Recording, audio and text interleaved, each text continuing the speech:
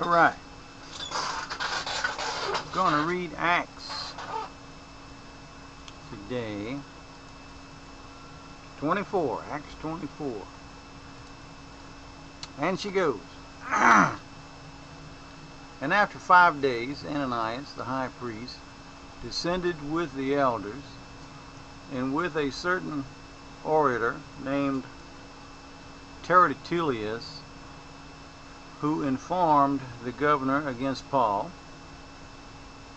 And when he was called forth, Tertullus began to accuse him, saying, seeing that by thee we enjoy great acquaintance, and that every worthy deed are done unto this nation by thy province, we accept it always, and in the place most notable Felix,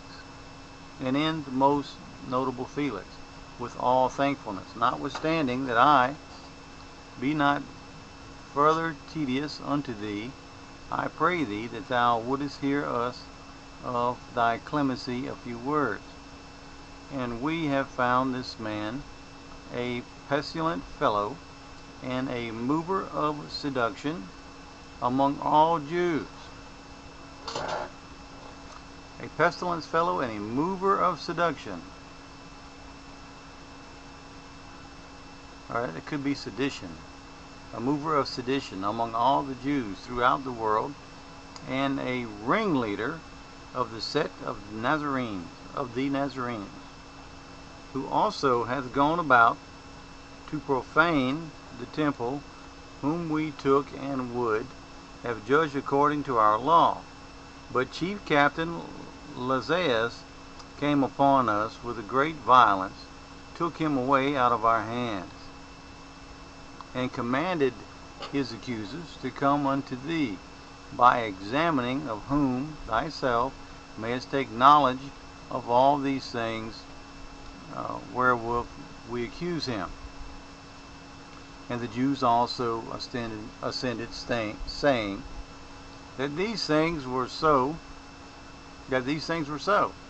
And Paul, after the governor had beckoned unto him to speak, answered, inforsomuch, this is Paul talking, I'm assuming here, inforsomuch as I, that thou hast been of many years a judge unto this nation, I do more cheerfully answer for myself. So Paul's admitting that he was a judge unto this nation. I guess that's back in his persecuting days. Because that thou mayest understand that there are yet but 12 days since I went to Jerusalem for to worship, and they neither found me in the temple disputing with any man, neither raising up the people, neither in the synagogue, nor in the city. Oh my goodness. Okay. Neither can they prove these things. Thereof they now accuse me. But this I confess unto thee, that after the way which they call hearsay to worship, I, the God of my fathers, believing all things which are written in the law and in the prophets. I don't understand what that means.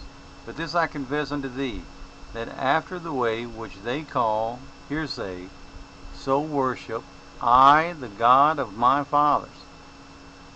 I don't get that. I, the God of my fathers, believing all things which are written in the law and in the prophets, and have hope toward God, which they themselves also allow, that there shall be a resurrection of the dead, both of the just and unjust. And herein do I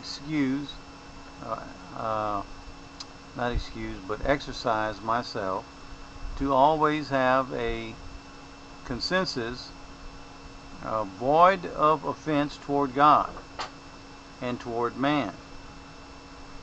Now after many years I came to bring alms to my nation, and offerings, whereupon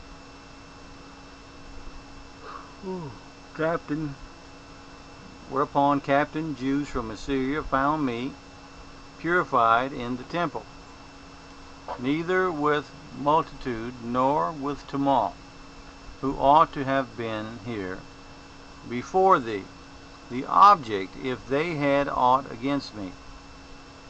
Or else let these same here say, if they have found any evil doing in me, while I stood before the council, except it be for one voice that I cried standing among them touching the resurrection of the dead, I am called in question by you this day.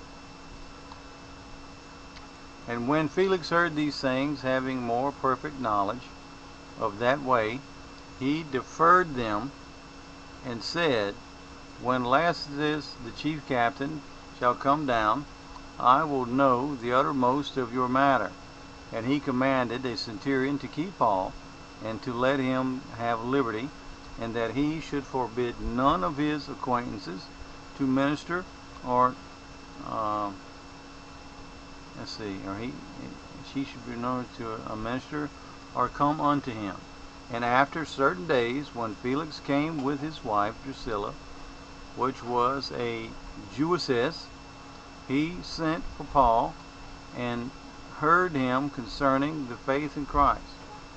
And as he reasoned of righteousness, temperance, and judgment to come, Felix trembled, and answered, Go thy way, for this the time when I have a covenant season, I will call for thee. He hoped also that money should have been given him of Paul, and he might lose him, wherefore he sent for him to oftener, and communed with him. But after 2 years, Porcius Festus came unto Felix' room, and Felix, willing to show the Jews a pleasure, left Paul bound. I don't see anything specific in this one where Paul differs with the word or anything, other than it's just more of Paul testifying of his own trials and tribulations. With that being said, I've already made several videos today, so I'm not going to let this one go on and on. It's ready for Betty Pie. So, but other than that, catch you in Acts 25. Adios. Peace out, people.